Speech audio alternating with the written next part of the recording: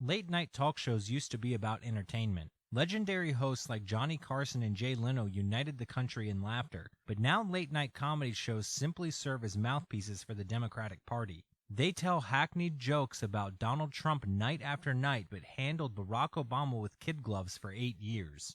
Obama was, like many politicians, a water table that is buried far beneath the surface. So to get to the right joke and the right piece of satire that would really illuminate what Obama was doing, you had to dig through so many layers and work through the weeds to get to the water table of jokes. One of the worst offenders of this double standard is host Stephen Colbert. The CBS host used his comedy show to address sexual misconduct allegations against his own network.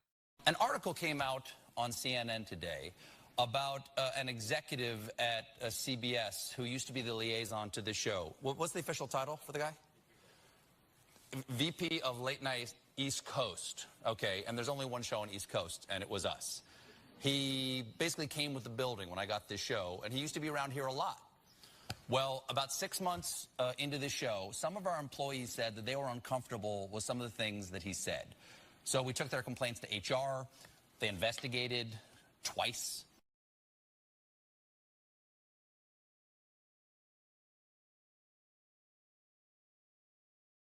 I'm grateful to CNN for writing this article because the press is not the enemy of the people.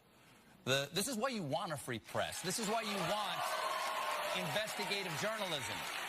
It's to make sure that that government and companies and people are accountable for their actions. Somehow his own show's misconduct is supposed to be proof that Trump is wrong when he calls the press the enemy of the people. But Colbert's ironic attack on Trump proves Trump's point. The mainstream media no longer has the best interest of the American people at heart. They now serve the Democratic Party. Pat Caddell, a longtime Democratic strategist who worked on campaigns from George McGovern to Walter Mondale and wrote for The West Wing, has himself become disillusioned with the media and his own party. The other great corruption in society is the media corruption. If you do not understand that the media has now become, as I have said before, have chosen to make themselves the enemy of the American people by their biased coverage. I mentioned this the other day, that a vast majority of Americans believe that they are a threat to the people's right to know and a threat to democracy.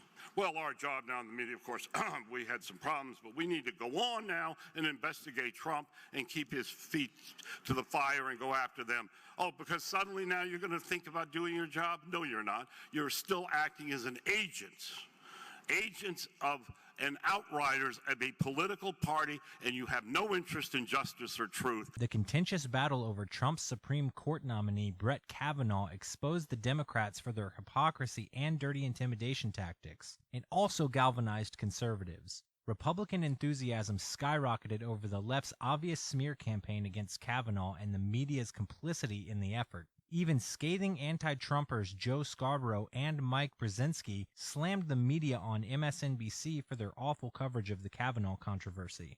And it would probably be better if everybody in the mainstream media just report the facts. Reports the facts and not take every little note that he wrote on the calendar 20 or 30 years ago and suggest that it proves that he goes to gang rapes. Yeah. That he's a serial rapist or some of the other preposterous things. If that weren't enough proof that the media are behaving like the enemy of the people, several mainstream outlets tried to gain the names and addresses of jurors on the Paul Manafort trial.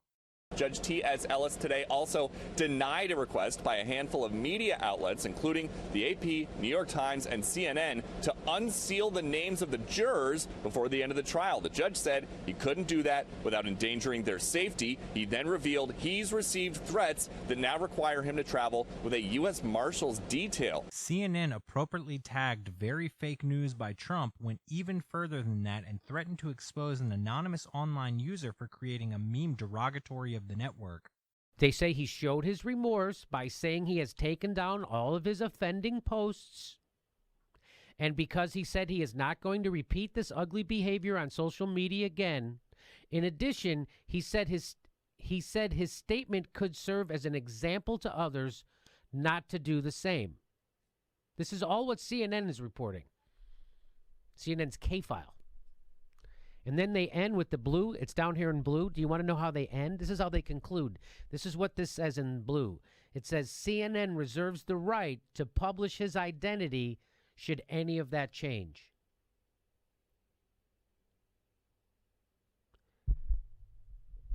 Pretty sure that's doxing.